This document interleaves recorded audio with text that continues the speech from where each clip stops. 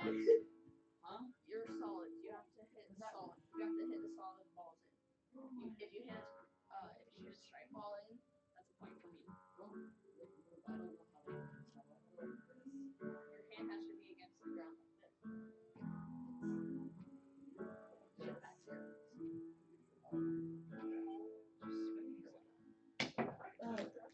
I don't know what just happened. And you got a solid ball. That is solid. Oh my god. Wait, what? Wait, hold on. Can I see that?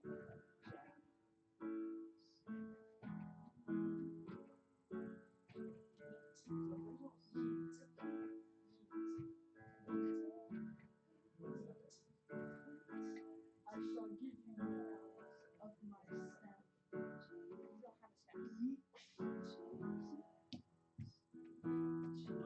Rev. Actually?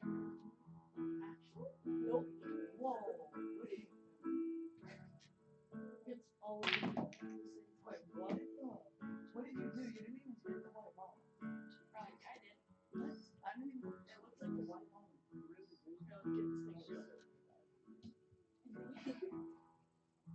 Oh, oh, oh, oh,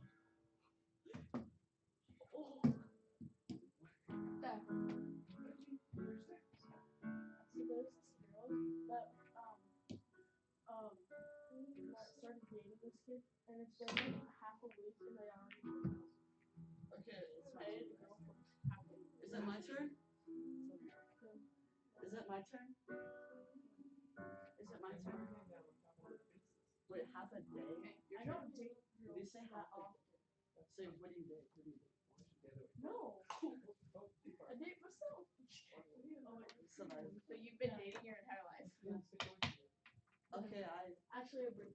Whoa, whoa, whoa! Whoa, dude. I don't even know what just happened. What I hit. You just gave me a perfect shot. Wait, no, this is a solid ball. You're not allowed to use it. Yeah, it is. I'm solid. What? You said I'm. Sight. I'm sight. You gave me a perfect shot. No, you didn't. I don't care if my screen time was up 85%. You want to see my sister? Have you ever seen my sister? Follow me. Follow me. Yeah, Matt. Got it. Follow me. My sister's over here. Imagine you show a trash can. This is my sister. That's my sister. So. Wait. The best part of me is my Yeah, baby. feet because I can. The best part of me is. Literally, there's like. Wait, hold on. Hey, Jared. Best. Oh, I was gonna. What's The the best best part of me is my mind yeah. because I can think. Huh? And I'm not dumb. That's what my sister. Did you guys already use the one in the church? In the high school? The best part of me is my hair because people like me. Is there one in there? Here, I'll just show you. I Well, like how the best part of me is my silly smile because it is so silly. The best part of me is my feet because I can run mommy island. What?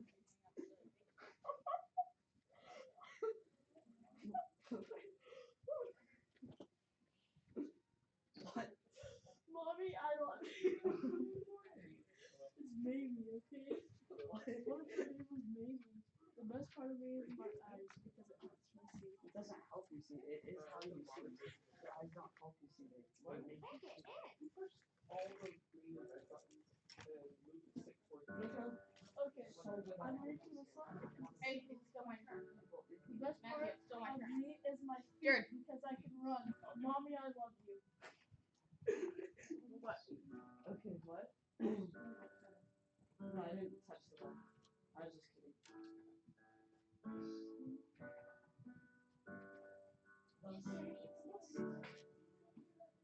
Why does it still say nailed it? Wait, I want to poke a hole in it. Okay, your turn, Matt. Don't thump on the No floor. way. No way. What? Please stop stabbing the ceiling. There's a hole in it. There's like Yes, I know, 50 holes because in it. people did that. Oh. Please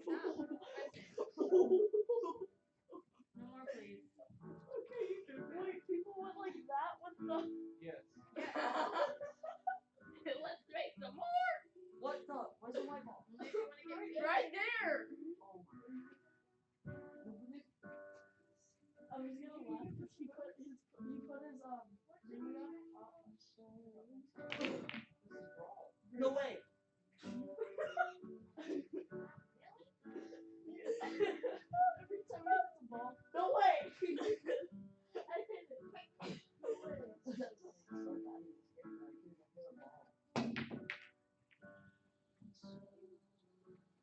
Oh no, it's my turn. No, I. No, I hit a ball in.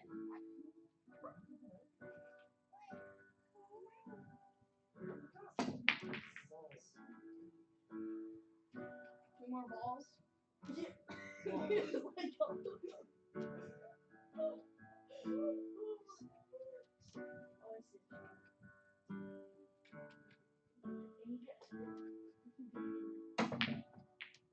What? Oh, I knew What? it. I was like, if you hit the right angle, I'm a master at pool.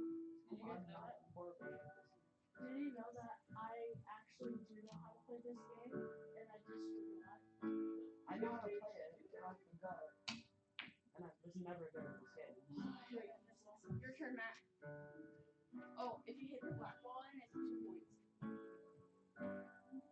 points. No way. No way.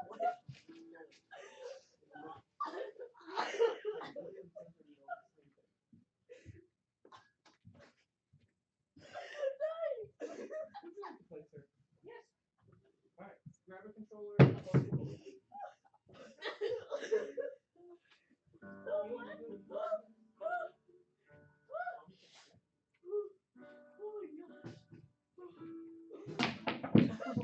No way!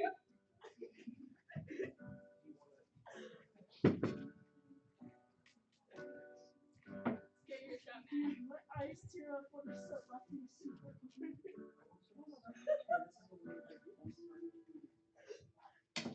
No way! No way.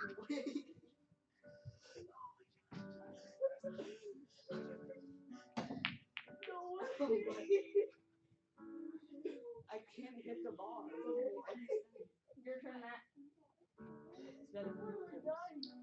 Oh no. Dude, you look like No way. Oh, I almost made it in. But you did. How do you? I don't understand how you do this. oh my. No way. If you miss this, I'm yelling out so hard. Please don't miss. That's your hit. No, it's not. That wasn't the white ball. That wasn't the white ball. Fine. Please don't miss. I'm scared. Please don't miss. No way. No.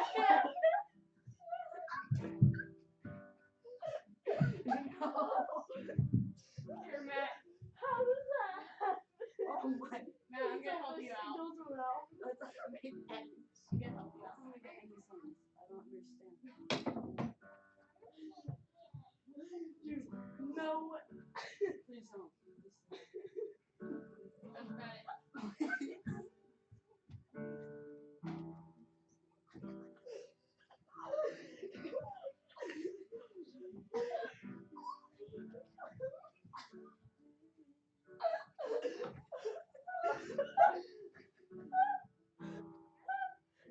No way.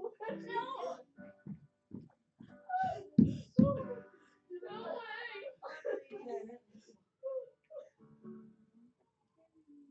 Oh, that's your hit. No way.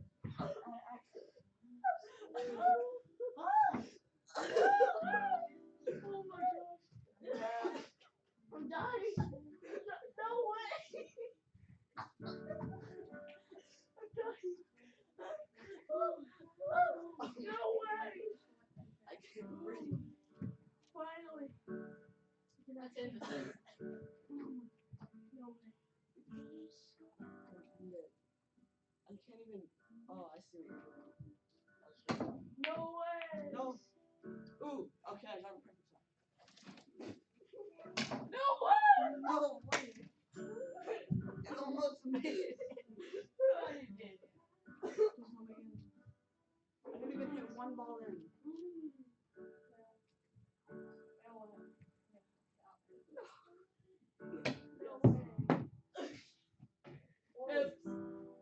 No way.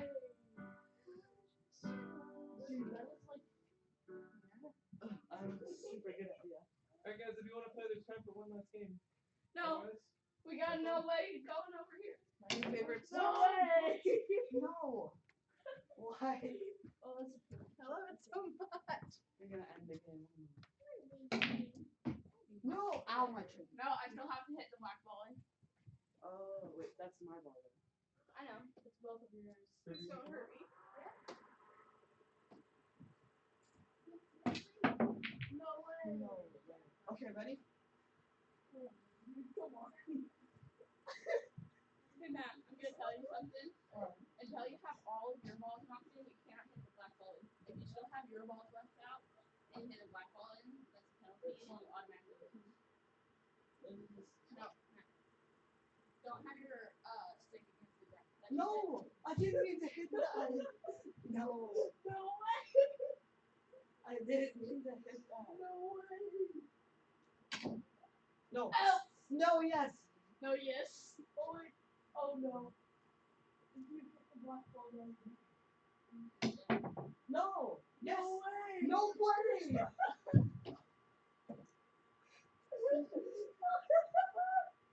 No! Wait, yes, no way! Oh no. Oh. I didn't. No Oh. way! Oh. I'm gonna laugh. No.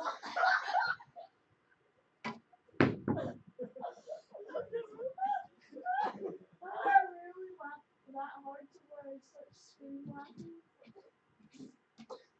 I have this thing for some I have a better idea. Here, Matt. Matt, I have a better idea. No. Oh, are you this bad, Matt? Okay, okay. Just like, It doesn't make any sense. yes, it does. You're You gonna got it. make me start screaming at me. No way!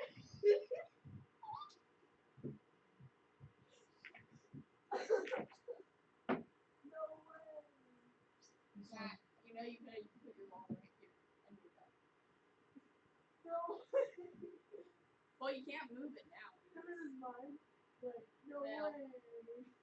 No. No No. way! Oh wait. No. Oh no. Oh, that is perfect. That is literally perfect. I'm scared. Let's end this thing. No. Way.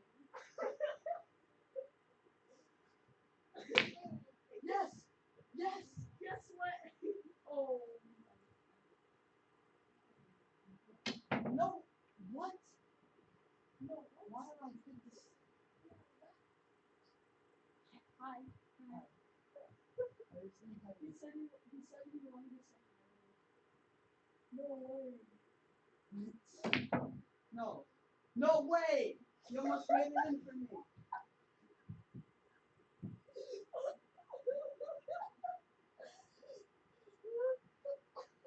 No way. I'm gonna end this. No way. I'm gonna end this. Longest No. game. I didn't mean to. I'm literally gonna start. Oh, don't make me scream laugh. I didn't mean to do that. No No. way. No way. No way. How is this possible? Hold on, Matt. I hit it in a ball. I get another shot. No, you don't. Yeah, even if it was your ball, I still hit it in a ball. But if you miss this, No I way. no way. I'm ending this. Red foot rules. Matt, take off your shoe. What? Take off your shoe. Why? It's the rules of red shoe. What? Take I off have your this shoe. red shoe. I'm not even wearing a red shoe. Take off. Okay. Now put it right in foot like this. Why? Okay. What the heck? No. But what are you gonna do? Put out your shoe. My shoe? Your foot. There. Your Whoa. foot. What the heck? Question.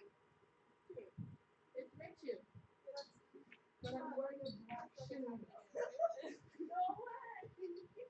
That's not gonna happen. I'm ending this. Dude, even I better than you fucking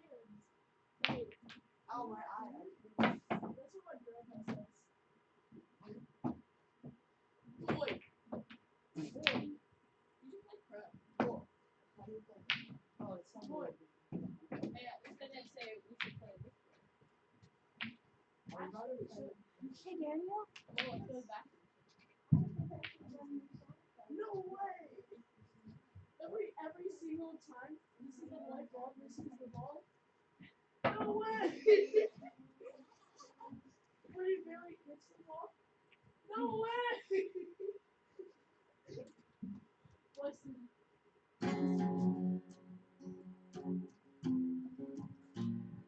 No way! No way!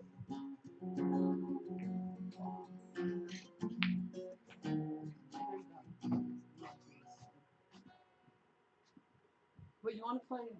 Do you want to? Anyone want to play that?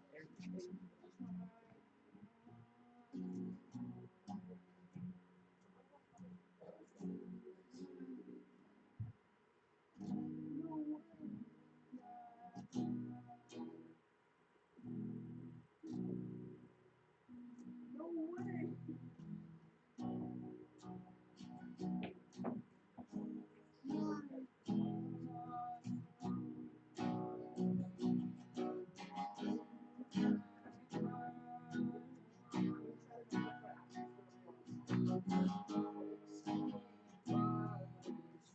No way! What's so bad? No! I'm actually trying.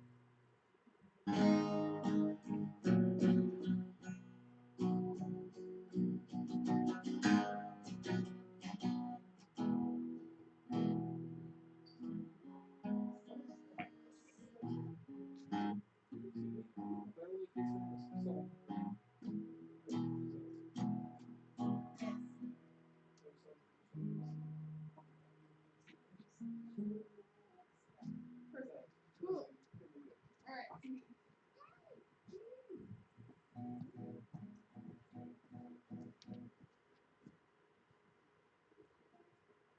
No way!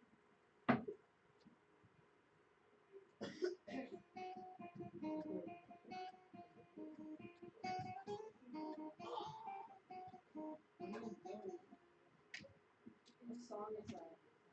It's yours. No way!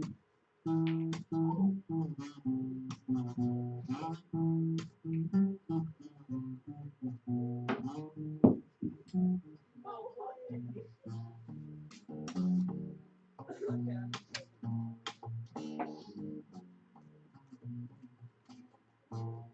No way! What?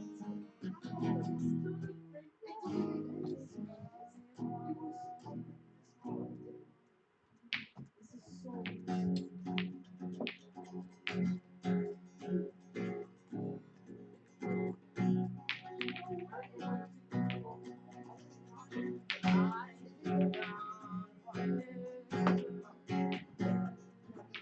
All right, boys, come on over from the pool table.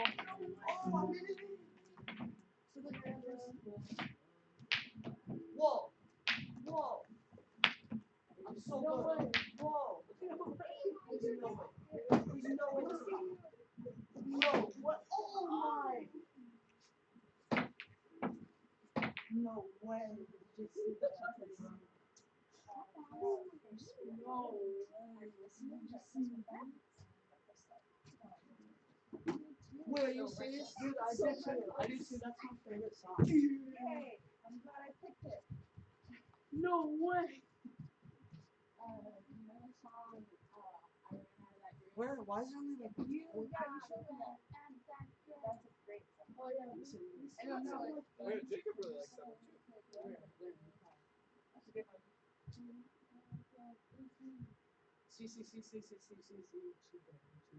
Close.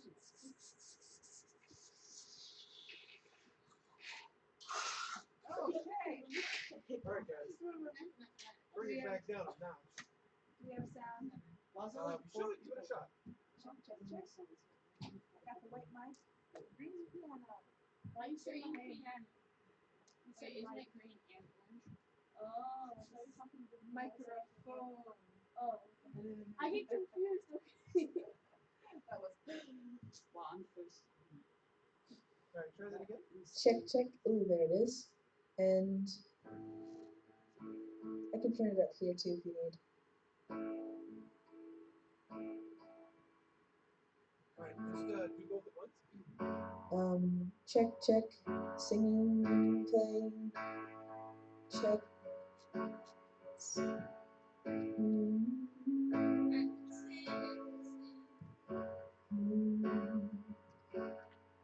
Is that a good level? Do I need to turn up the piano a little bit more?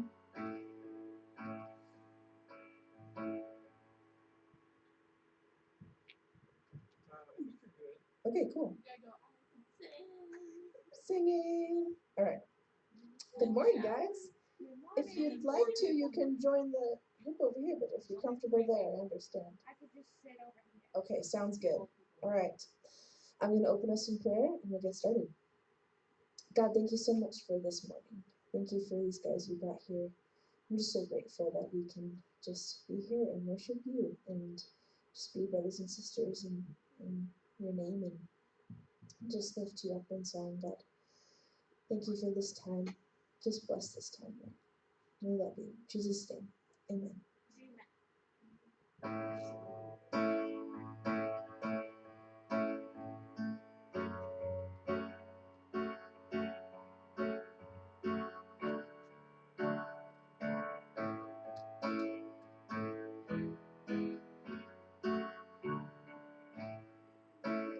Pour out your spirit, Lord. Pour out your spirit, Lord. I wanna be like Jesus. I wanna be like Jesus.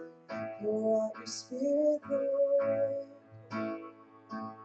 Pour out your spirit, Lord. I wanna be like Jesus. I wanna be like Jesus. King of glory, Lord of all.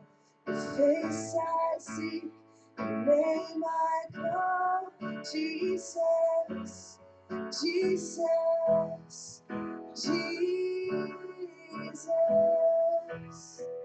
You are holy, you are pure. Your love is great, and your mercy endures. Jesus, Jesus, Jesus.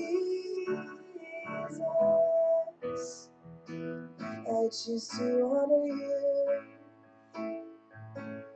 I choose to honor you. I wanna be your servant. I wanna be your servant. I choose to honor you. I choose to honor you, God. I wanna be your servant. I wanna be your servant. King of glory, Lord of all. Your face I seek, your name I call. Jesus, Jesus, Jesus. You are holy, you are pure. Your love is great, and your mercy endures. Jesus, Jesus, Jesus. And so I give my life a sacrifice of praise. Father, take my heart, take every part today. Sing that again. So I give my life, and so I give my life a sacrifice of praise. Father, take my heart, take every part today. King of glory, Lord of all, your face I seek, your name I call. Jesus, Jesus, Jesus. You are holy, you are pure, your love is great, and your mercy endures. Jesus, Jesus, Jesus, Jesus, Jesus, Jesus.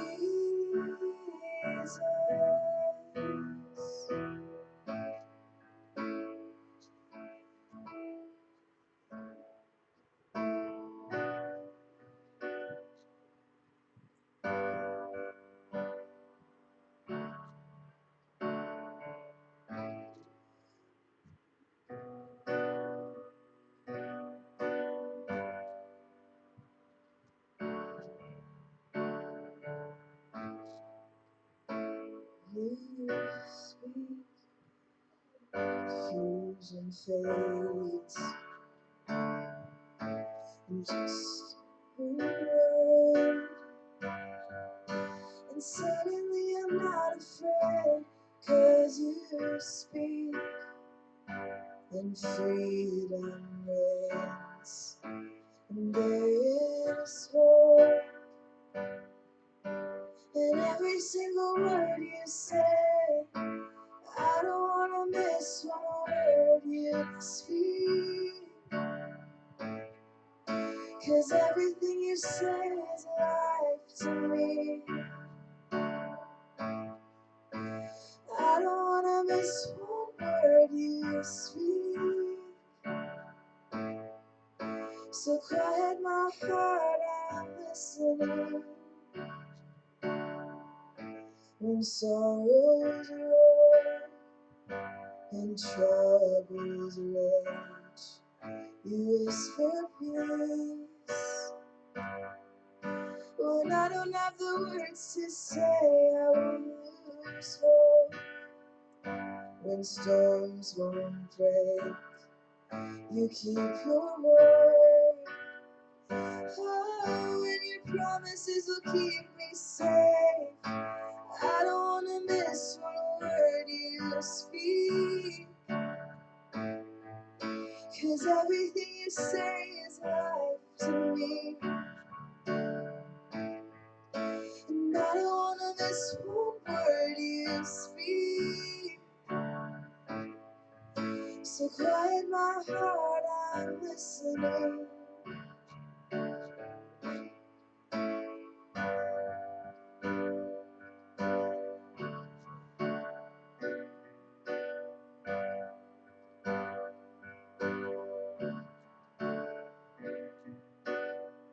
Your ways are higher, you know just what I need. I trust you, Jesus. You see what I cannot see. Your ways are higher, you know just what I need. I trust you, Jesus. You see what I cannot see. I don't wanna miss one word you speak, 'cause everything you say is life to me. I don't wanna miss one word you speak, so quiet my heart, I'm listening. I don't wanna miss one word you speak, 'cause everything you say is life to me.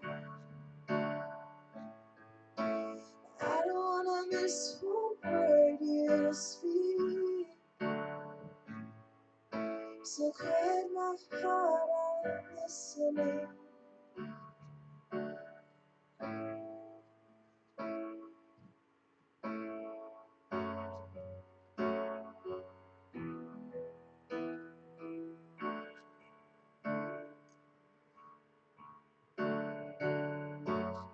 And before I spoke a word, you were singing over me.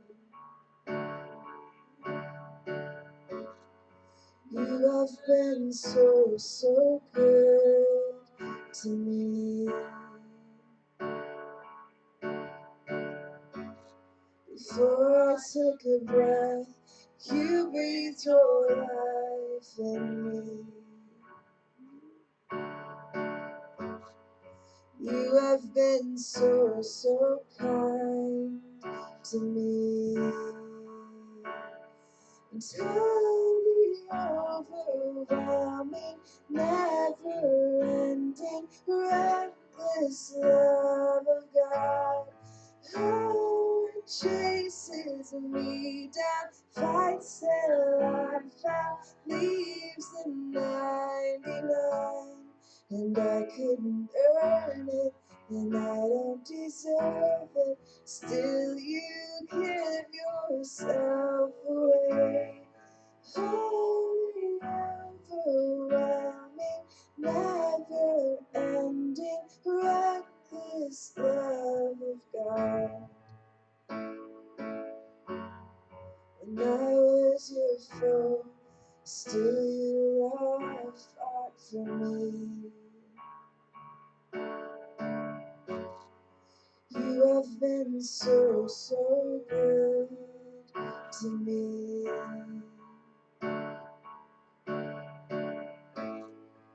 I felt no worth, you paid it all for me.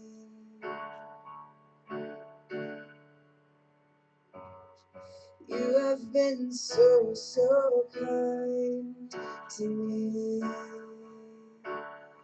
Oh, the overwhelming, never-ending, reckless love of God. Oh, it chases me down, fights till I'm found, leaves the 99, and I couldn't earn it, and I don't deserve it. Still, you give yourself away. Holy, overwhelming, never-ending, reckless love of God.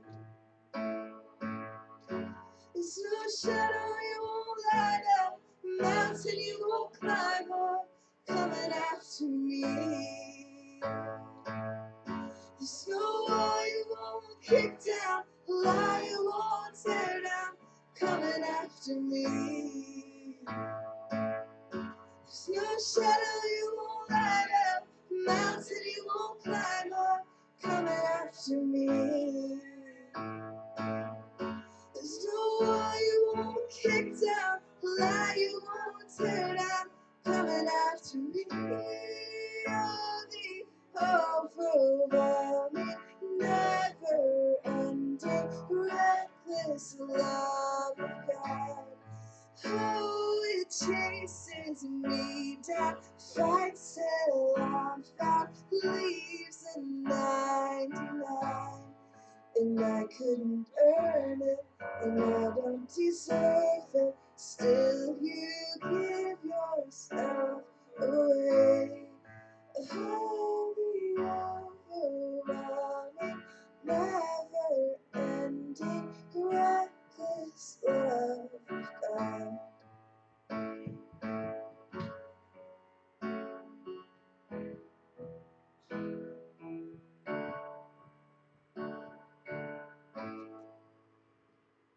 God, you are so amazing, Lord. Thank you for loving us. Thank you for saving us. Please bless this time as we get into it, Lord. And please bless Daniel as he speaks to us and as you speak through him, and just continue to as you always do. We're so grateful. We just give you this time once again. In Jesus' name, amen. Yes. No. Say right where we are. Except get a Bible. Then we say right where we are. We're all talking out loud.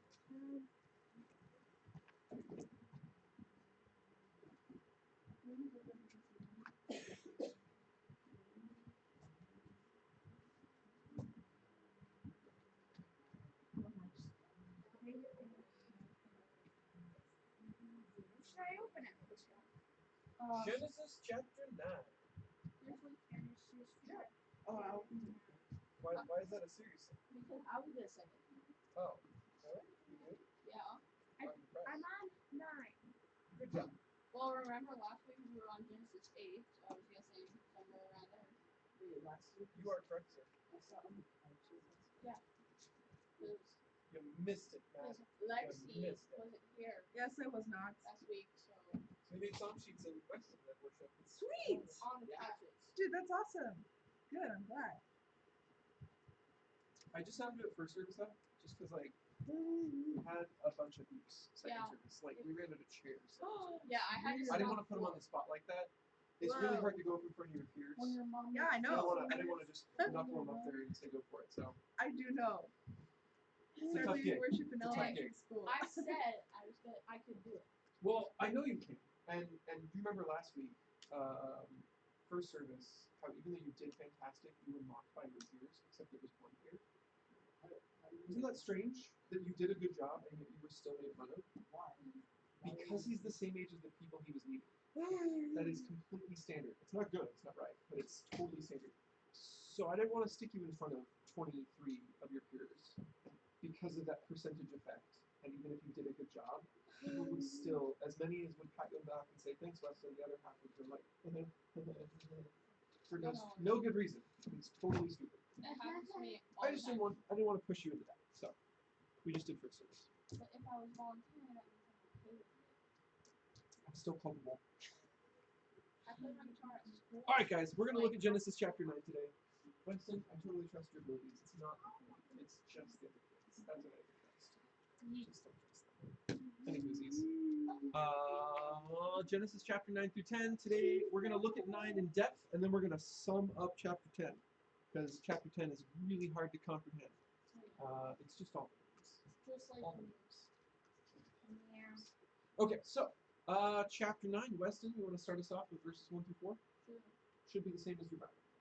Then God blessed Noah and his sons and told them, be fruitful and multiply. Fill the earth, all the animals of the earth, all the birds of the sky, all the small animals that scurry along the ground, and all the fish of the sea. Will look to you on you with fear and terror. I have placed them in your power. I have given them to you for food. Just as I have given you great instructions, but you must never eat anything that still has Okay. So God makes a rule here as well as a command. And the rule and the command are two separate things. You guys look at the very top. He says, go be fruitful and multiply, fill the earth. This is a reissuing of the same command that was first given to Adam and Eve. So the very first command that was given to the first couple is now being given to this new first family. So not just Noah and his wife, but Noah and their 3 sons and those 3 wives of those 3 sons. And his wife. Yeah. So 8 people are all being given the same command that the original 2 people were given. Go and fill the earth. Now, I mean, you could basically say that he's saying this to the animals too. I don't think he wants them to not. It was kind of the whole point of saving them. Be fruitful, go repopulate the planet. But then he says this other thing. He says that everything is under the people. That the animals are there for the people. He's given them to the people. And specifically, he says, for food. That's the specific reason that God's given the animals to us. And that's interesting because that wasn't in the original plan. The plan pre-sin was veganism, or vegetarianism, however you want to look at that, which is completely different from this. This is the opposite. This is, it's yours. Eat what you want. And so anytime someone says something about vegetarianism being God's way, you must be a vegetarian if you're a Christian, I just got to say, the plan changed. Obviously, God's original plan was that, but he changed it. Not us. We changed other parts of the plan. We changed the plan by sticking sin into the picture, but he changed the plan and said, go ahead, eat animals. So this is an adaptation God is making to the earth because of what we did to the earth. So it's a response on God's part. Then the last thing here, he makes a rule about blood. And now this might seem strange to some, others it makes just perfect sense. I'm curious what you guys think of it. God says don't eat anything that still has blood in it. What do you think of that? Is that weird? Is it normal? Can you think of maybe why?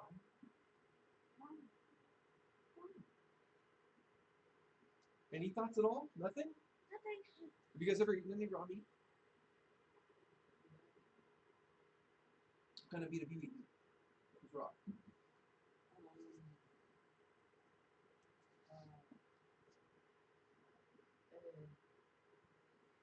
Lion. You ate a raw lion. Lion. No, I think he means lion. No, I went out and killed one. Yeah, that sounds like my. That's the night I had. I've eaten raw fish. Has anyone ever had sushi? Oh, I don't. I've like had sushi I don't like before. sushi. You had sushi too? Yeah. Did it have the raw fish in it, or was it like a California roll? California. I like California. Ah. I'm pretty sure I California roll just looks like sushi. There's no raw fish in it. Say again. I think I had one bite of sushi. That was it. You're good. No more needed. I Wes, used have to you ever like had any raw meat? Yeah. Yeah. What kind? Liver. You had raw liver? Nice. I've also had raw oysters, but I guess it's still seafood, so it doesn't really count. But yeah, God makes a rule. He says don't eat anything with the blood still in it. I was just kind of curious if you had any thoughts on that. These guys are basically silent. Well, I mean, most of the time when you eat raw liver, it's drenched in blood. That's what the liver does, the blood filter. Yeah, pretty much. Heart people. Ooh, but raw or just heart? Well, heart. Okay. Yeah. Usually you cook heart because it's so tough. Yeah. You have to like eat it with a chainsaw or something. Actually, if you cook it with enough seasonings and oils in it, it actually softens it up. Yeah. Well, you gotta go slow. You gotta give it lots of juice. Oil helps. I actually cook a beef heart that big in maybe like 2 minutes. It's like a chicken nugget, man. I've never had a tiny animal heart. Just like that'd be fun. How about a Chicken or, moose I've heart? had a piece of a moose lamb's heart brain. as big as your head. I've had a piece of Well, a lamb's Does anybody know why typically we don't today eat animals with their blood still in them? Because like the liver with blood, it's an exception. That's not a common occurrence. Yeah. But if you, fun fact, if you kill like a moose or a deer or any big game, you pull out the eye on the spot. There's this white, like kind of like jelly meat that you can actually scoop up and eat. Inside the eye or behind the eye? Behind the eye. Oh, Like in between the Oh my gosh. socket and the eye. really? It's white meat. Huh. And you can pick it out and eat it, and it tastes just like steak. Ooh. It's like pretty much like one of the best meats you can get. That sounds Oh my magical. gosh. But there's like only Probably like the eye a little, wiggling muscles. Oh my gosh. so like there's only like a little tiny, out of like maybe 5 deer, there's only like a little tiny amount of You it. get So a teeny tiny you bit. only get like a little, like. That's hilarious. Does anybody know why we don't eat meat with blood in it I know, today? I don't eat. It's not I don't typical. eat. It's disgusting. Because it's disgusting. It's What? not healthy, right? It's not healthy. You can get So a disease. the blood that you guys have in you carries everything around your body. No. Everything. It carries the No liquids way. around your body. It actually carries the gases around your body. When you breathe in oxygen, your lungs take that in and it gets diffused into your blood. Wait, So my your blood's blood even comes moving. out every time I fart? No, it's not even close. No way. But it moves all the stuff around your body. And the point is, it's the same in an animal. So when you're sick, there is stuff in your blood. And when an animal's sick, there is stuff in the animal's blood. And interestingly, there is stuff in your blood that you should not be eating even when you're well. But your body is in the act of fighting it. It's trying to kill it. So if there's bacteria living inside of you, your body's trying to kill it. But as soon as you die, your body stops the fight.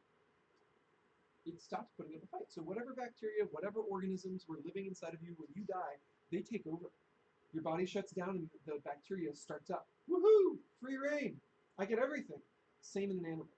And so if you take meat with the blood still in it, that is a sure sign that whatever was in that animal is now running rampant all through that meat. So you want to make sure you're only eating a healthy animal in the first place. But it doesn't actually matter that much. Even a healthy animal could have a sizable amount of bacteria on its meat in its blood. So how do you get rid of the blood?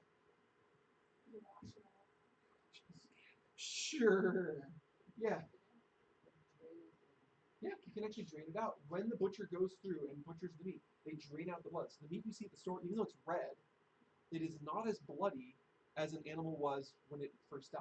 Yeah. They've already drained out a ton of blood. Yeah. Is a crawdad seafood? Yeah. Because aren't there's freshwater crawdads too, so it's not really sea. That's an interesting Is it freshwater? point. What do you call a Water freshwater food. fish?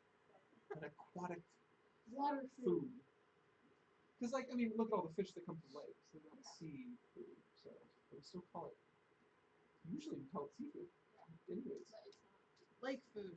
Yeah, that's It's true. good fish.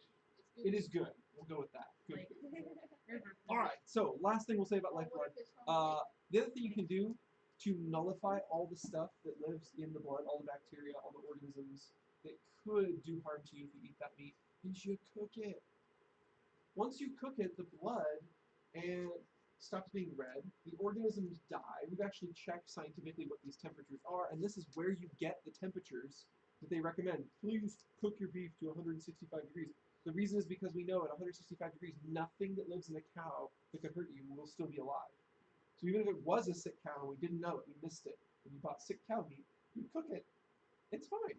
You killed everything in the meat. Now you're just eating dead bacteria. Isn't that a lovely thought? That's wonderful. Isn't that wonderful? I'm Now really God rotten. knew all of this. He knew all of this stuff about health. He knew all this stuff about bacteria. He knew all this stuff about microorganisms. They knew none of that. And so he gives them this rule, but he does a second thing inside this rule. He puts sacredness on blood. He asks them to respect the life of other things. And essentially he says, you can eat an animal, but I don't want you to eat something that's that close to life.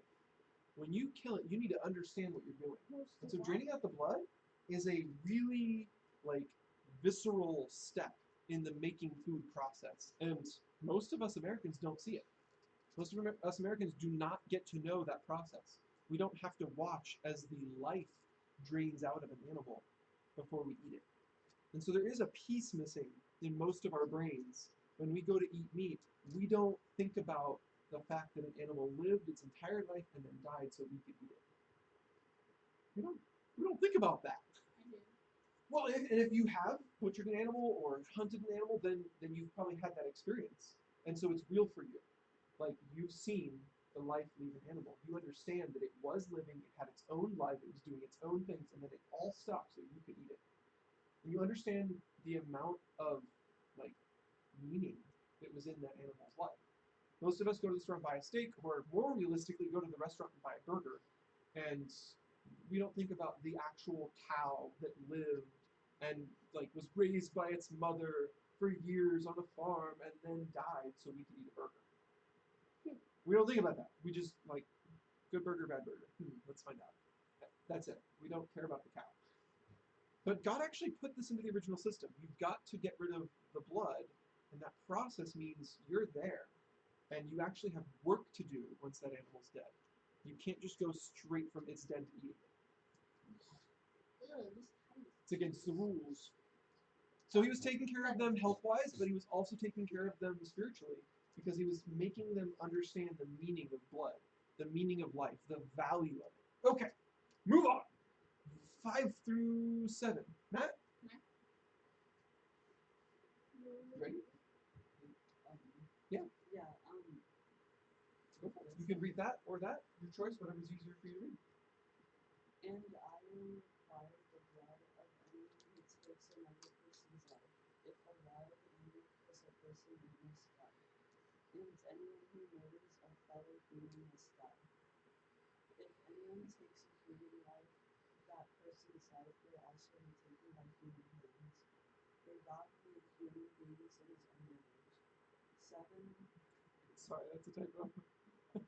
I left the 7 in there. Now be fruitful and multiply and repopulate the earth. Okay, so he restates his command. That's his closing, reminding them this is the point, this is the goal, this is what your job is. That was the whole reason for giving the rules about blood and about life, was to make their job possible. At this point in time, there is no government. Remember that. He is telling a group of 8 people that when someone murders, you're to take their life.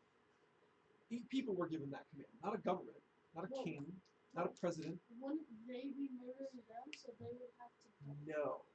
And that's based on the meaning of the word murder. I'm confused. That's okay. I'm glad you asked the question. Do you guys know the difference between killing and murdering? Yeah. Yes?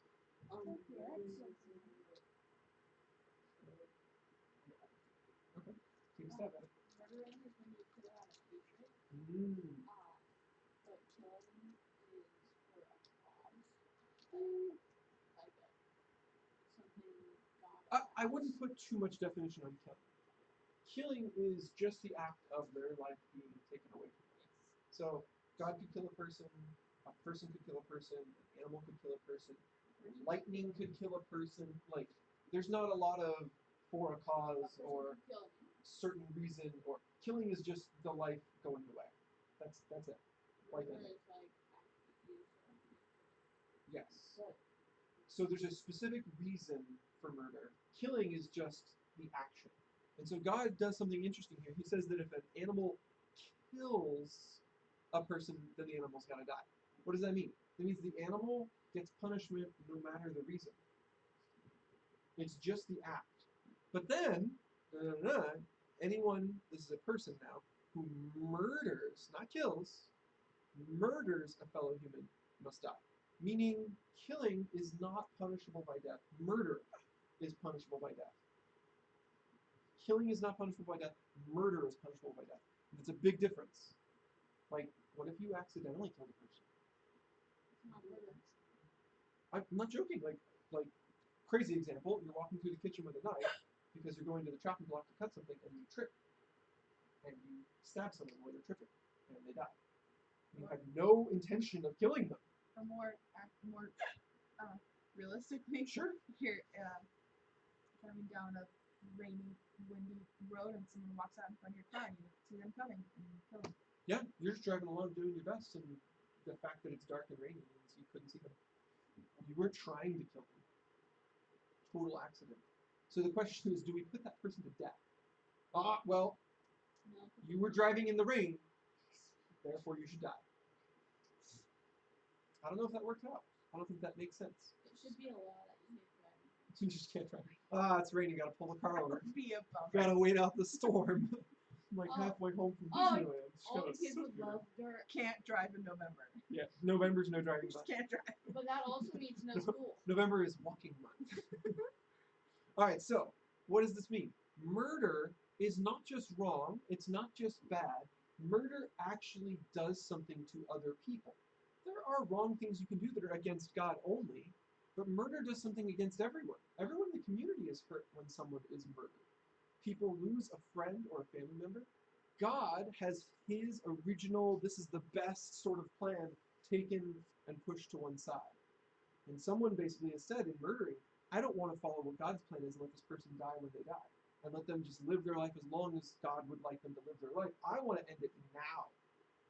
They're taking control over everyone else's decisions and one person's life into their own hands. And that life is God's life. He's in control of that life. That life is that person's life, but it's not the murderer's life. And so the murderer is stealing something from God and from man. And so God says, the only right punishment is to take the same thing from him or her. Take what they've taken. That's the same punishment you get when you steal. God says if you steal a cow and it's worth 30 bucks, guess what your punishment is? 30 bucks. Isn't that weird? He doesn't say 70 bucks. Teach him a lesson. He says you stole somewhere 30 bucks, you pay 30 bucks. That's your punishment. So when you take a life, what is your punishment? 30 bucks.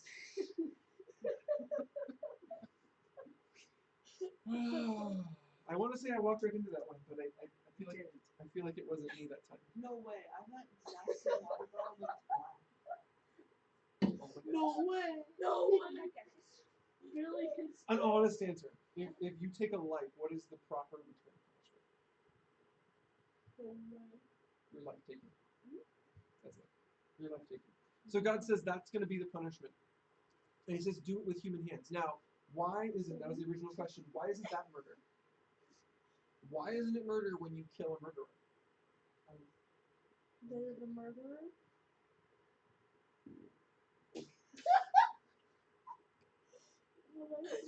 No way. Guys, Everybody toots. It's Yeah, just nice. serious. Can you guys think really hard for me? Why wouldn't it be murder to put a murderer to death? I used to put murder into the. It helps get the murder into. What is it? What is a motor? A murder. I'm thinking of a motor. Yeah. That'll motor- do it. Different than a murder. Yeah. We're talking about when people are fighting and it goes too far. It goes too far. It stops. Yeah, but it should stop in a good way. We're talking about it ending in a bad way, where the other person doesn't get back up again. That's a really bad fight. And so God says that needs to be punished. You can't let that go. You can't just say you're sorry and be done with it. This is a crime that requires punishment. The flip side of this, guys, is that when someone dies on this earth, they don't just cease to exist, right? So when God says you've murdered, he's not talking about the life being ended completely. It's about this life ending prematurely. You're ending not when God set the timer. You're ending when someone else set the timer. So that's what they're losing. They're not ceasing to exist when you put a murderer to death. You're not ending their existence. You're sending them to their punishment. Does that make sense? Like you're sending them to God, wherever he wants them to be. If they're ending up in hell or they actually have faith in him and they're going to be forgiven of their sins, either way, they're being sent to him and their life is being cut short. Just the same as they cut someone else's short. Now, the reason it's not murder is the reason why you're killing them. Because remember what made it murder in the first place? It was the hatred, the malice, the I don't like that person, I want them to end. Intent. The intent. And so the same thing applies to the person putting the murderer to death. They're not killing the murderer out of revenge. And in fact, later in the Bible, God makes a point of that. Don't kill a murderer just because they killed someone you love. Let it be done by someone else. Let it be done by the government. So that it's not being done out of hatred. Because you could put a murderer to death in hatred. And then you would be a murderer. Does that make sense? If they killed someone who you love, you might hate them so much you want them to die. And that's going to be murder on your part too. And then yeet them out of existence. But then you've committed murder, and now your punishment is death. And then I yeet out of It's existence. a never-ending cycle. It's terrible. So the point was someone else quits the cycle by putting them to death that isn't part of it. Someone who isn't related, isn't involved. Does that make sense? That's what ends the cycle. Crazy. Crazy. Still an effect in some places. In some places, although many are fighting it now. God's original design was many nations' designs in their own law, but they've been changed. All right. Next section. You get 8 through 11. Then God told Noah and his sons, I hereby confirm my covenant with you and your descendants and with all the animals that were on the boat with you, the birds, the livestock, and the wild animals, every living creature on the earth. Yes, I am confirming my covenant with you. Never again will flood waters kill all living creatures. Never again will a flood destroy. Will a flood destroy the earth? Oh, will a flood destroy the earth? Good job. That's okay. You just missed like the will being a with or something like that. All right. So God promises them after he says, "Go forth and multiply" twice. He says, "Don't worry about the flood thing. Don't freak out the next time it rains. There's never going to be another flood that destroys the earth." Now, are there still floods? Yeah, but they don't destroy the earth. They destroy little places. You know, a lake bursts its shores and goes downstream and floods out of town or something. And that's so bad, but it's Or one the time. dam breaks and we all die. Well, no, Chico probably be fine for a little while. We get a slow trickle because like we're upstream. Also, we're on the second floor. That's good. Currently, right here, we'd be fine. Currently, right here, we would be fine. You gotta live in church. That's the answer. There we go. Or Costco. They got rafters. Climb those shelves. Spider. Okay, so God promises not going to die by a flood. Lexi, you're on to 12 through 13. Then God said, "This is a sign of the covenant which I make between me and you and every living creature that is with you for perpetual generations. I set, I set my rainbow in the cloud, and it shall be a sign of my covenant between me and the earth." All right, so God places the rainbow as the sign, the marker for us to remember. As the sign for us to remember that He's not going to flood the world again. And so when you see the rainbow, think of it. Think of that promise from God that He installed permanently into our atmosphere. There is always a rainbow after it rains. You might not be in the right physical location to see it, but yeah, go. Just don't take forever. All right. Okie doke. More about that rainbow, 14 through 17. You want to read us some? Do you want to read? You want to read some? When I send clouds over the earth, the rainbow will appear in the clouds, and it will remember my covenant with you and with all living creatures. Never again will the flood waters destroy all life when I see the rainbow in the clouds. I will remember the Eternal. eternal covenant between God and every living creature on earth. Then God said to Noah, "Yes, this rainbow is the sign of the covenant I am confirming with all the creatures on earth." That was amazing reading, my friend. That was fantastic. You didn't even know this word, and you still read it just about perfect. It's covenant, and it means a promise or a contract. You did really good, man. Better reader than me, and I get to drink. That was marvelous. Yes, well, let us never finish leave the room real quick and come back. Where is everybody? Guys, where are you going? He needs a drink. Michael's coming back. Weston went to the bathroom right after Michael. When the groups that smell, you really notice. Yeah, it really shows. I think second service I could lose 3 kids and you might not even notice the first 2. Yeah. Talking about a small group and everyone has to go to the bathroom at the same time. You no longer have a group. The group's gone. Like second service 3 you would leave and I probably wouldn't even notice. First service 3 you leave and it's like the room's empty. Lexi went up and got went to the trash can while you guys were gone. And so it was literally just me and Kevin left in the circle. Yeah, did you not realize this was first service? No. Do you not understand the times that services happen? No. Not everyone does. I'm not trying to make fun of you. Some people just don't get it. So it's 9 o'clock, 11 o'clock. Wait, no, 9 o'clock, 11 o'clock. right now. So it's 10. That means we're halfway, Wait, it doesn't make 3 any quarters sense. through. It goes in 9. 9 and Wait, 11. so we have 15 minutes left? About 30. Well, 25. Yeah, close. Okay. So back to where we're at. So Kevin read this. God finishes up to talk about the promise. The idea is that this is going to be eternal. God is never going to destroy the earth by flood. And in fact, the Bible goes on the record later as saying that the next time God destroys the earth, it's going to be by fire. Whole planet destroyed by fire. But between the flood and the fire, no destruction of the earth. Well, not the whole earth, right? Tornadoes only cover a certain stretch and then they dissipate.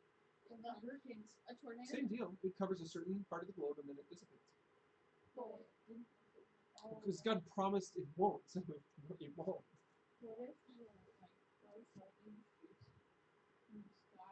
And then a meteor crashes and like covers the sky in smoke and everyone goes extinct. Because it won't. Because God said he won't. You can think of any hypothetical scenario.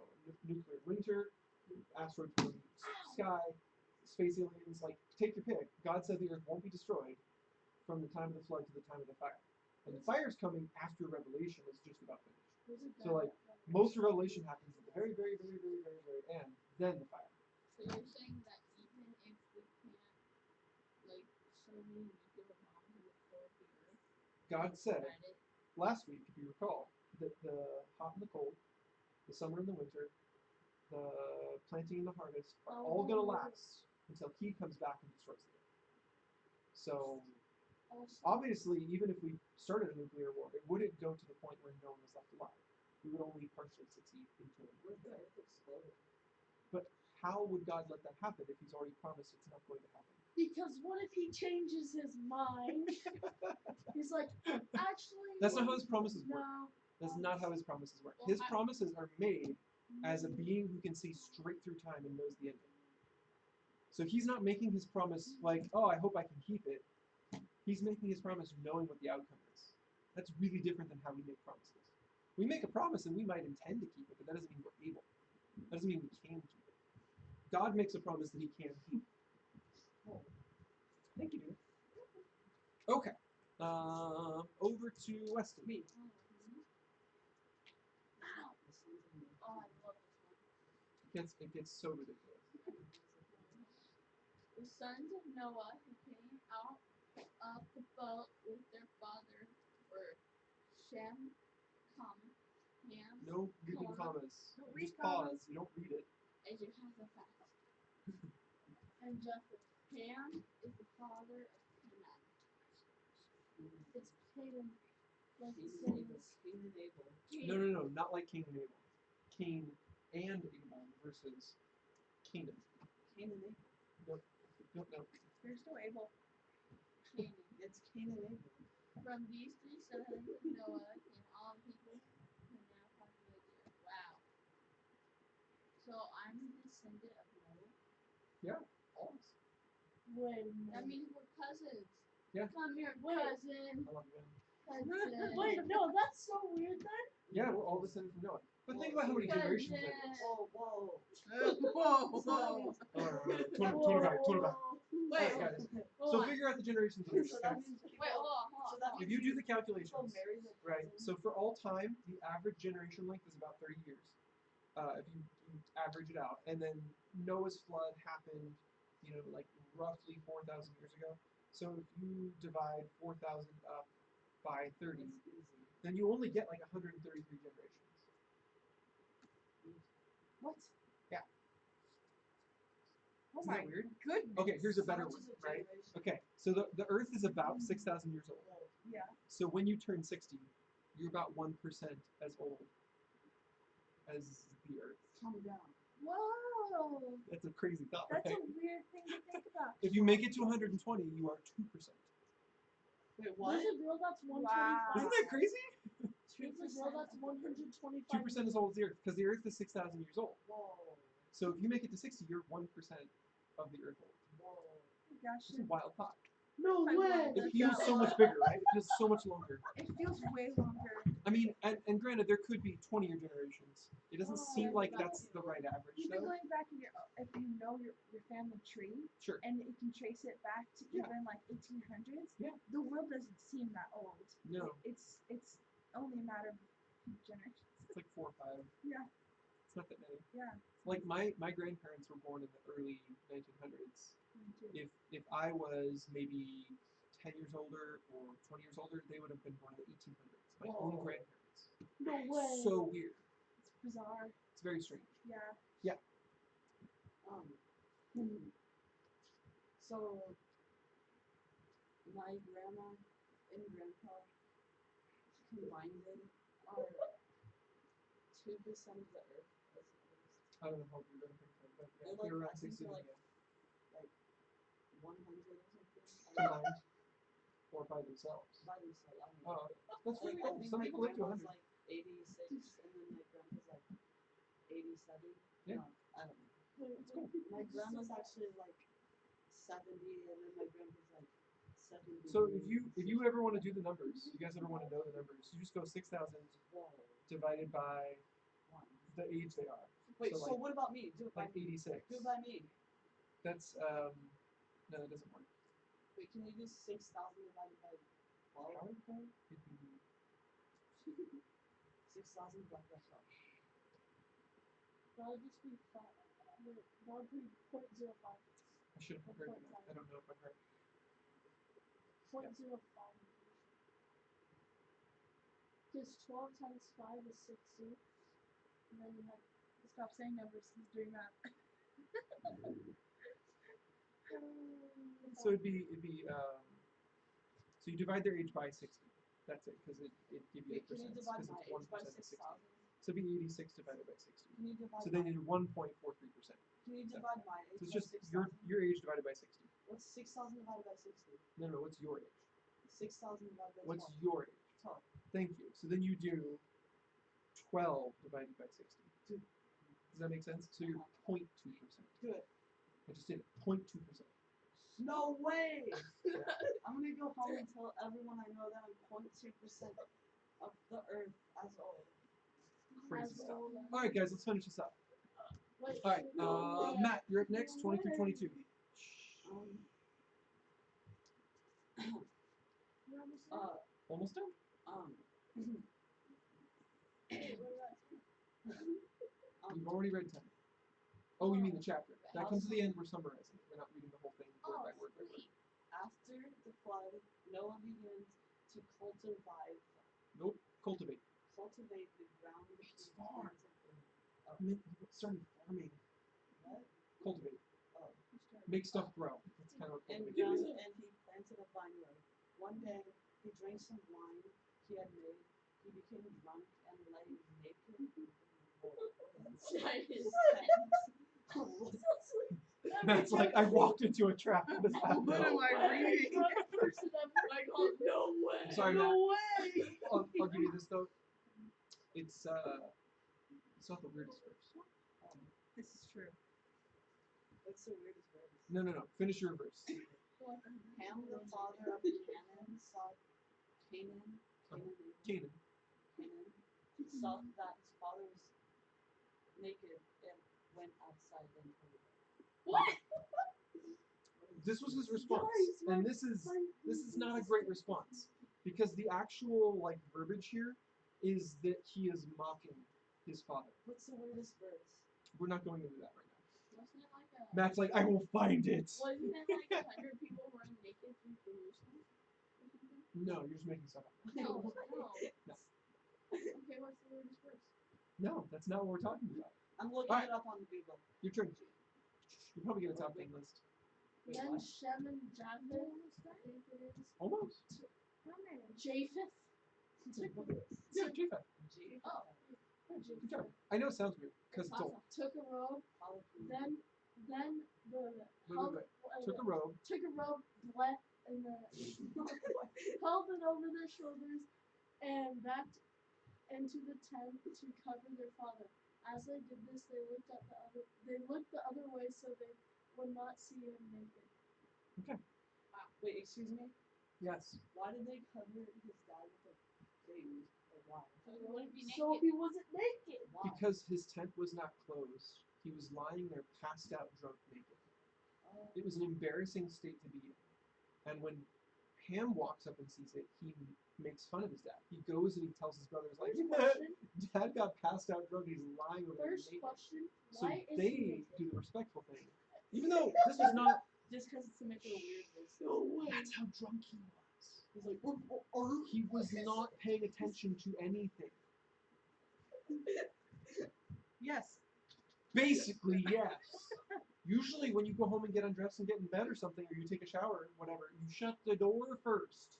So he was so drunk, whatever he was doing that made him want to take his clothes off, he didn't shut the door. He left it wide open. So this was how drunk he was, and that's what was embarrassing about it. Now that wasn't right, it wasn't Imagine good. his wife walks in. Slow down with the jokes, man. Slow down with the jokes. This is tough stuff to move through, okay? The jokes don't come. So the only difference here, guys, is in the different responses of the sons. So Ham sees this, sees his dad doing the wrong thing. Okay? Getting drunk is wrong. Okay? Getting drunk is wrong. But on top of him being drunk, now he's drunk in a public way. Right? He's not drunk in private. He's not drunk by himself. He's not with the door left open. And the people just shut the door and then walk away. Okay, not the point. Not the point. The point was these sons did something respectful. Shem and Japheth did something respectful. Now, as far as we know, Shem and Japheth are the two older sons. Ham is the younger son. So Ham goes and mocks to his older brothers. Guys, you won't believe what Dad did. And the two older brothers go, not cool, dude. And they go and they cover up their dad. Okay, they try and fix his mistake, and they do it respectfully. Yeah. Like back to the thing for like 6,000 years and stuff. Okay, we're going all the way back. Good. Yeah. There's this woman, is 100. Like, she's Not like not actually important. 125 Okay, years we're moving on. We don't have a lot of time. Verses 24 through 25. Lexi. Then Noah woke up from his stupor and learned what Ham, his youngest son, had done. And then he cursed Canaan, the son of Ham. May Canaan be cursed. May he be the lowest of the servants to his relatives. Now, this verse is a very odd verse when you read it in English. It looks very much like Ham did something wrong and Canaan got punished. Doesn't that seem like exactly what's going on here? Yeah. No. I mean, so plain in English. Like, Ham was bad, Canaan got punished. Why? Why? Because in the Hebrew, it doesn't say Ham. It says pig. It literally says youngest male relative. The word for son is not son. The word for son is male relative. The word for youngest is youngest. The youngest male relative in the family, as far as we know, is actually Canaan. And when it says, then he cursed Canaan, it uses the name Canaan. So the actual verse in Hebrew says, when Noah learned what his youngest male relative had done, he cursed him. Because Canaan was his youngest male relative. It's the youngest son of his youngest son. So is Canaan. Canaan is actually involved if you look back in the Hebrew in this verse. It doesn't say Ham, the father of Canaan in the Hebrew. It says Ham, father, Canaan. And in Hebrew, the order doesn't always matter. It could literally be read in English, Canaan whose father is Ham. So in the Hebrew, it's not actually distinctively clear which of these two guys is the one in the story. It could be Ham, it could be Canaan. They're both in the sentence, and you can rearrange them in the Hebrew, and the sentence still works. Very strange. But it makes more sense if Canaan is the one doing all this, or if they're doing it together, because Canaan is the one who gets punished. Canaan is the one who gets named down here by Noah. So Canaan is more likely the culprit here, not one of the three oldest male relatives, the three sons who already have kids by this point, but likely a young boy.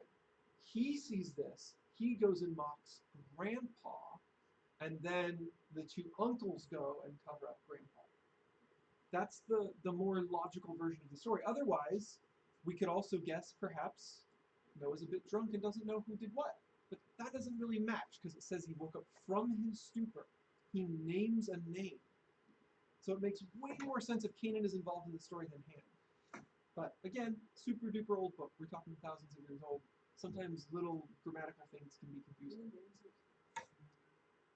Like I said, thousands of years ago, perfectly normal name. Okay. Actually, Canaan means merchant or trader. Person who moves stuff around.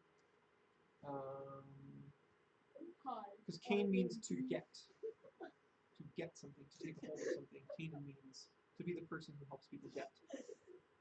All right. It's your turn. Ready?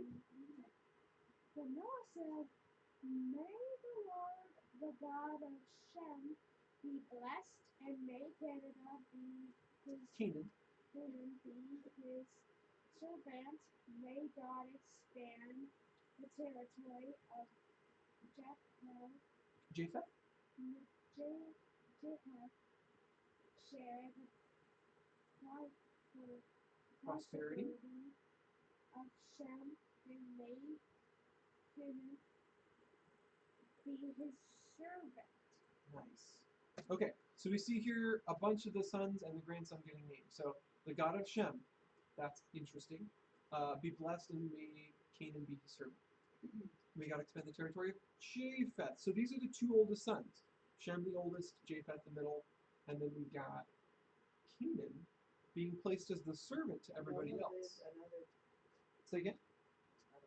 Oh, I couldn't tell what you said. All right, so Noah places this structure out there as a punishment, but part of this turns out to be prophecy. What Noah's saying here, I mean, like, he was just drunk like hours ago, and now he's waking up and he's declaring prophecy. And so we can see that getting drunk was a mistake, but God doesn't, like, disown him. God doesn't leave Noah. God doesn't forsake Noah. Because what Noah says here ends up being West, yes. Try and focus.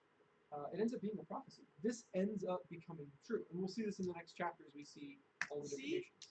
Okay, and now it's Weston's turn. Go for it, Weston. Noah lived another 350 years after the great flood. He lived 950 years, then he died. Okay, cool. Just giving you the timeline. And now we're going to look at a map.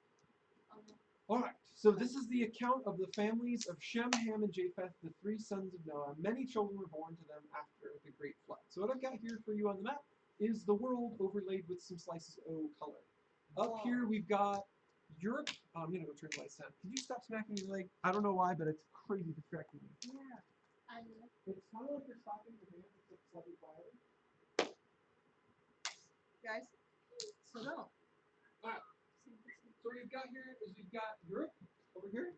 You guys spot any countries you recognize? I see Turkey. Turkey's right can't see anything. in here. Yeah. There's the boot. I think I see There's the Africa. boot of Italy. I can't see anything. The UK. I'll turn the lights even I further can't down. see anything. I might have to remake these slides. I think I see Africa. I actually can't see. Is that Africa down there? Oh, I can see. Oh, that's so much better. real bad. Way. It shocked you? Yeah. Which switch? Woo! The first one. Really? Oh my word. Oh goodness! I must talk to Norbert. That's bad. It's all What is good. this? That's part of Arabia. Oh. Like Saudi Arabia and stuff Arabian now.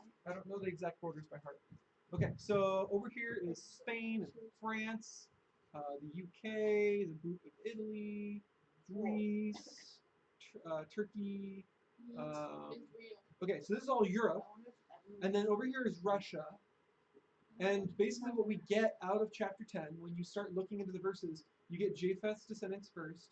Japheth, chapter 10, verses 2 through 5, all of his descendants start from this place and they head in these directions. So that purple area is the descendants of Japheth? Yes, but keep in mind there's a timeline to all of this, and they only spread out after the Tower of Babel even this far, and the Tower of Babel hasn't happened yet in our reading of the Bible. We haven't got to that chapter yet. That's coming up next week.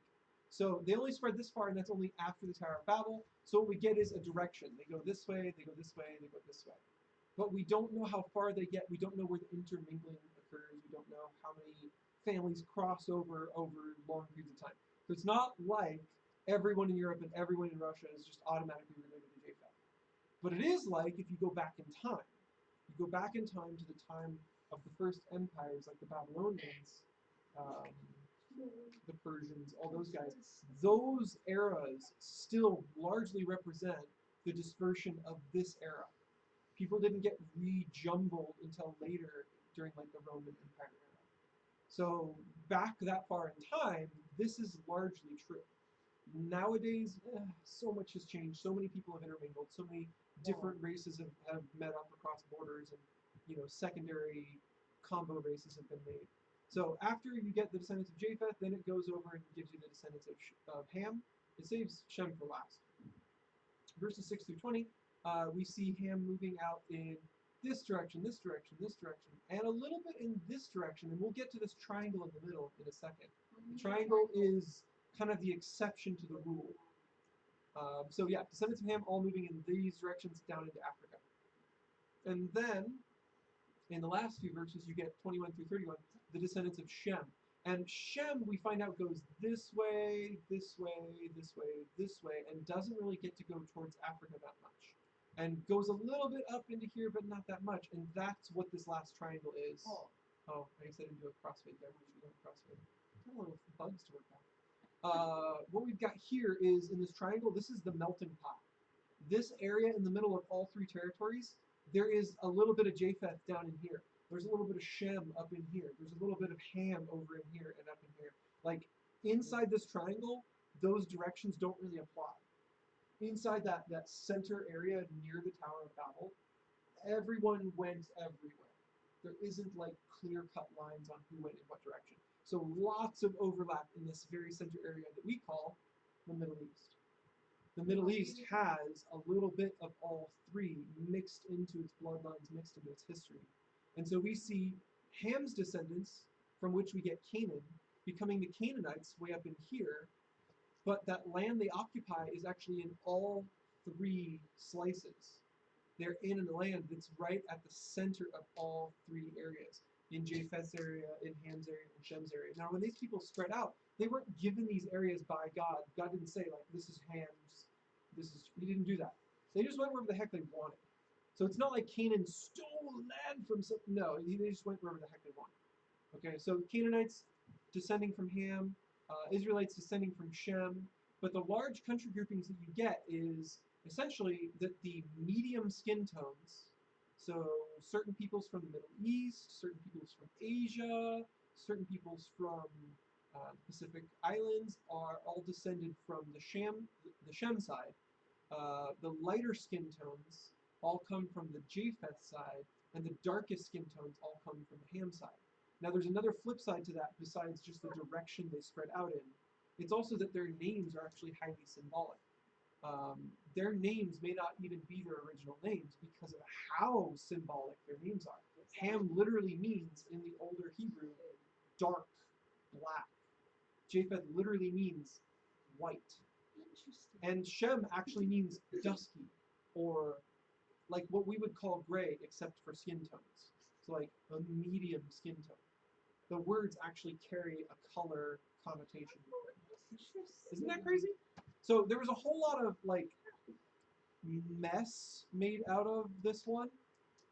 People took the curse and the darkness of the skin and combined the two. And so for hundreds of years, people claimed that black people were cursed to be black. And it is so illogical. Ham had multiple sons. Only one of them was cursed, but all of his descendants have dark skin. So that doesn't make any sense. If only one son was cursed and all of them have dark skin, then obviously the curse and the dark skin are not related to each other. Likewise, Jesus died for everyone. God didn't say, oh, wait, check their skin tone, see if they're too dark. Can't have any dark-skinned Christians. Not a thing. So for hundreds of years, even Christians were guilty of saying that people with dark skin could not be a follower of God, that they were cursed from the time of Noah. And it's just so wrong, so incorrect. All right, so this last verse here, these are the clans that descended from Noah's sons, arranged by nation according to their lines of descent. All the nations of the earth descended from these clans after the great flood. This triangle in the middle is kind of the promised land. Hey, boys, back in your seats. Just stop. Ow. You didn't fall. Come on. Help me. Hilarious. Back in your seat, please. Ow. I believe it's pronounced I've fallen and I My can't get up. hand is hurt. Ow. All right, that's it. Ow. That's the last verse. Okay, Excuse me. Can you guys find your seats? Lexi, can you hit the lights? Give me a Found minute. I'm bleeding like this. Hey, Matt. How many times have I asked you to stop?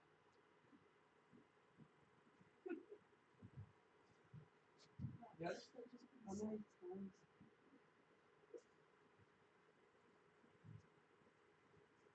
Can you stop now? What? Yeah? Yeah. Okay, cool. Thank you.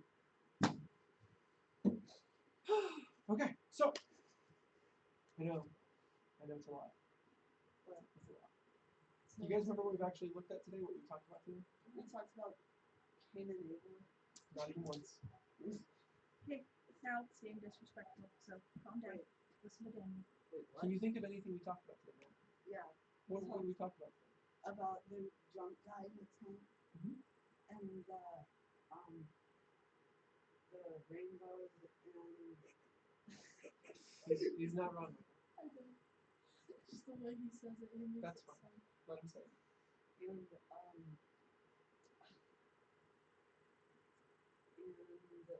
about the clans that descended from Noah's sons. Okay, cool. There was like one other thing. You almost got all of them. And we talked about This is the first one. I know it's the longest to go, so it's hardest to remember. Does anyone remember the thing about blood? That was visceral. Okay, go for it. That we shouldn't eat anything with the black blood spilled in it. Yeah, and then that led into the second thing, not animal Murder. blood, but murder. Yeah. All right. So the three things in that first chapter all interconnect if you look at them. So God makes a promise that He's not going to kill everything again.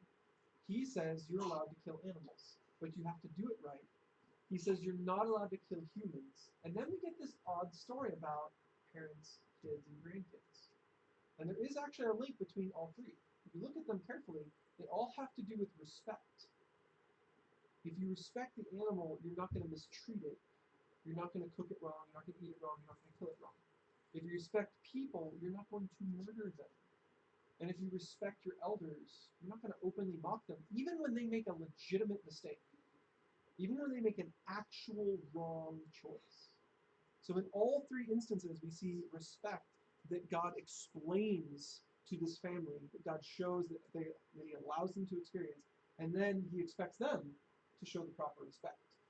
And then when respect was not shown, punishment was handed out. So we see respect for life, we see respect for elders. Then we see all these descendants moving out. And this is where it gets interesting. They're giving you a heads up in chapter 10 that this is what's going to happen. But in chapter 10, no time passes. They're just telling you about the future. Because we get into chapter 11 and the spreading out hasn't happened yet. The opening of chapter 11 is before anyone spread out. And so what that tells you is next week when we start to read chapter 11 and it says no one's moved yet, no one's gone anywhere, no one has multiplied and covered the face of the earth. Well, what does that mean they're disrespecting? God. Because He gave them that command at the top of this chapter, chapter 9. He said, first thing and last thing God says, multiply and cover the earth. And then chapter 11, they sit still, they don't cover the earth. They all stay in one giant group.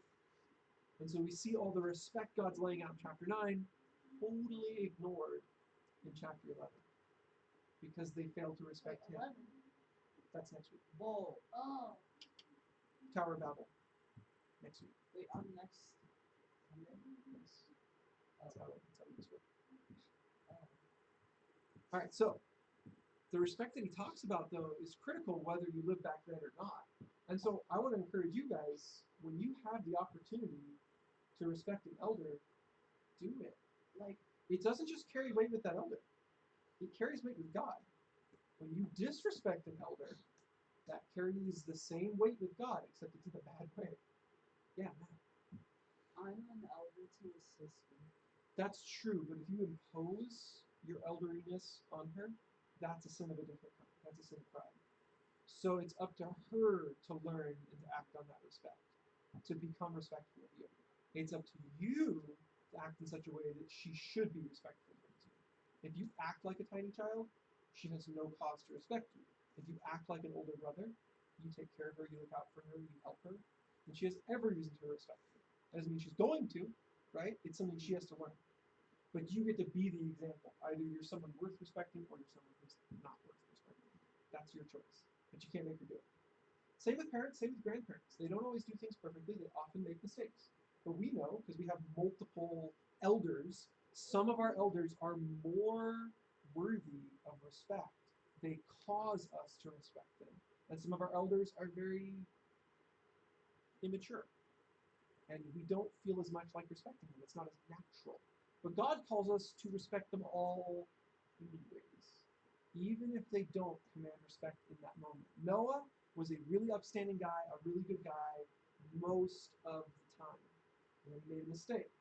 But his two oldest sons knew about this respect. They understood it. And so his two oldest sons respected him even when he was not acting correctly. Does that make sense?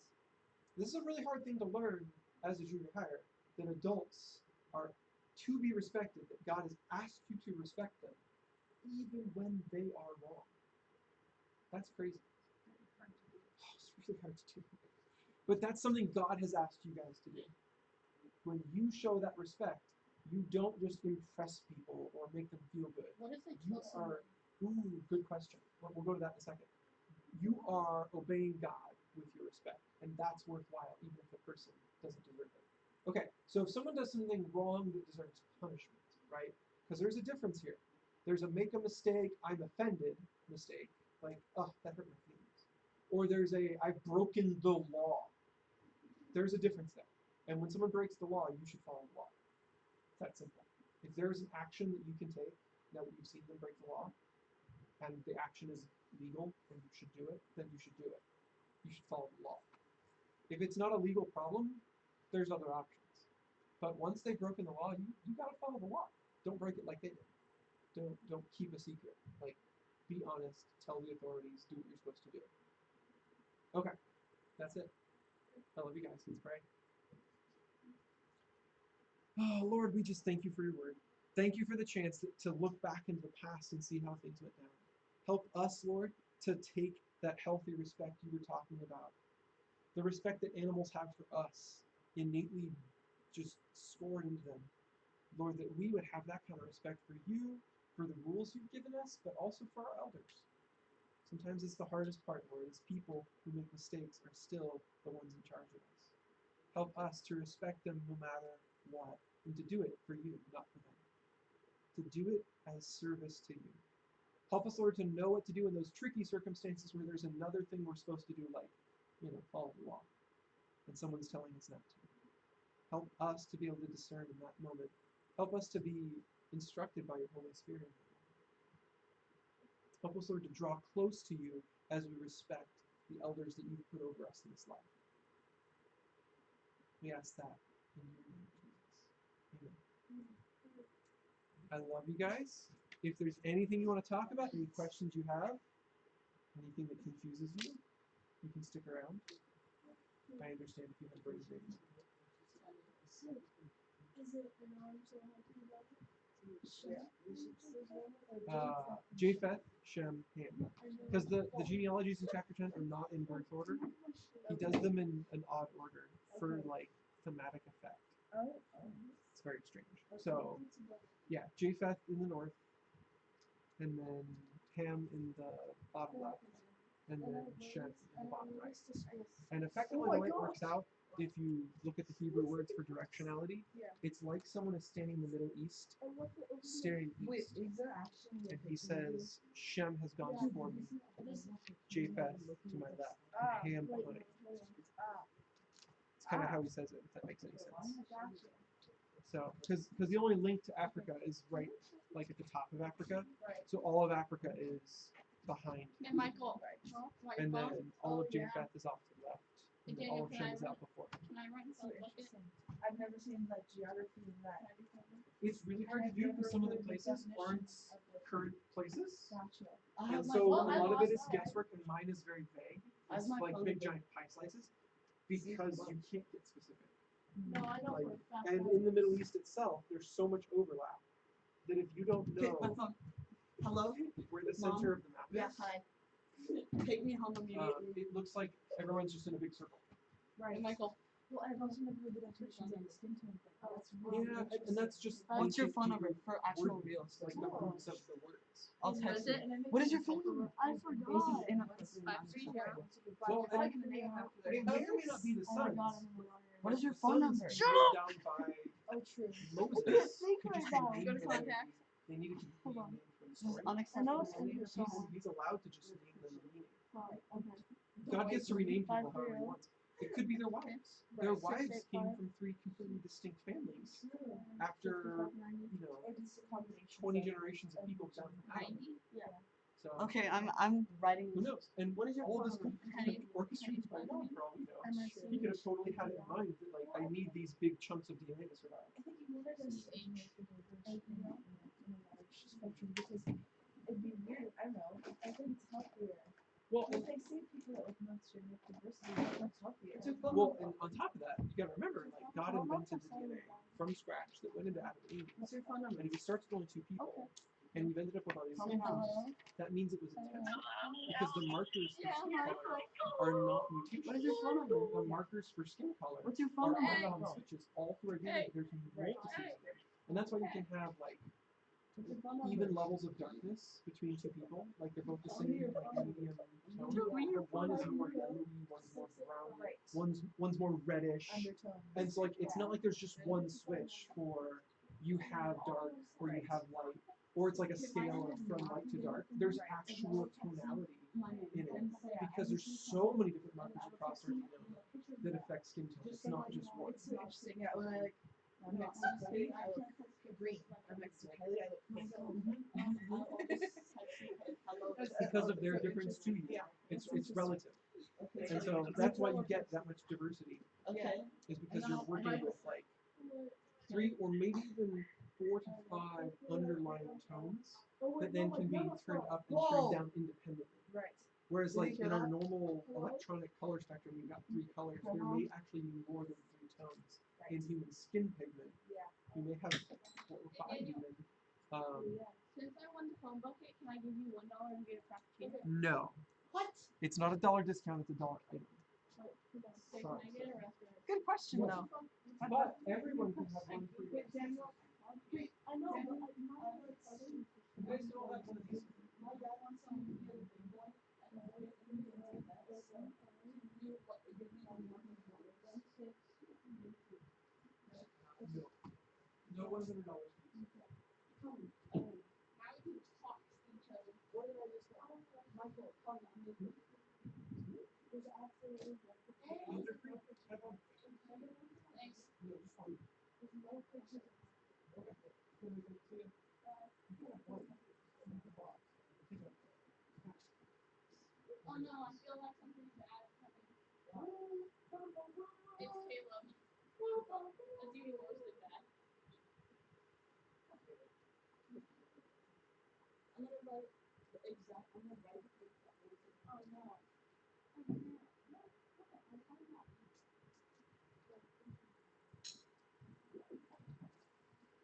Okay, I'm getting ready.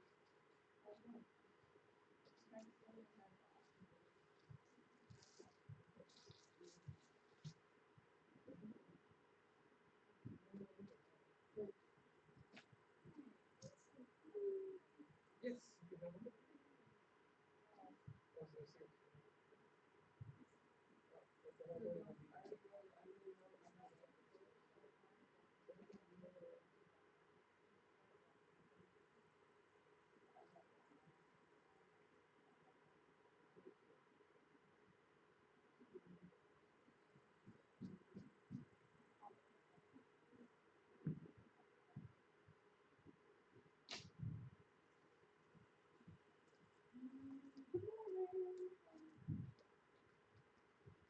Good morning, Daniel. What's your baby cheeseburger? Hey, you said he wasn't gonna be here. Aiden, no, I said no. Aiden, come here. Yes.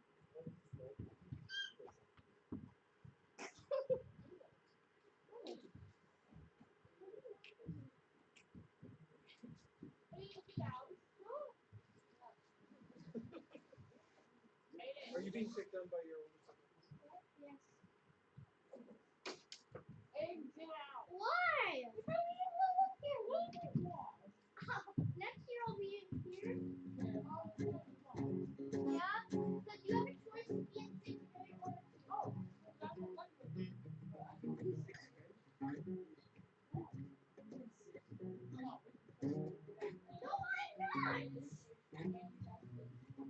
no, I'm not.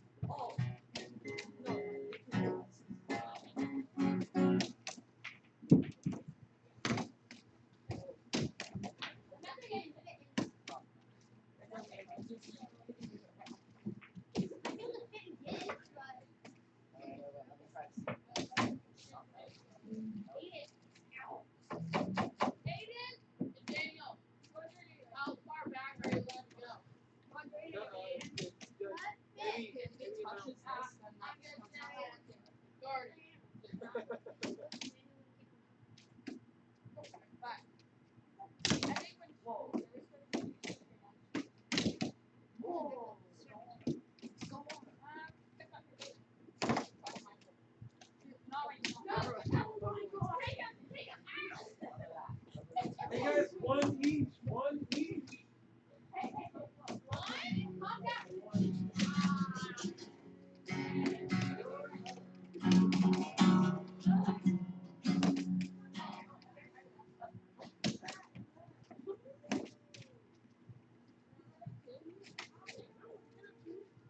Wait, if I say this second sentence, Hey, Caleb. What are you talking to him? Whoa.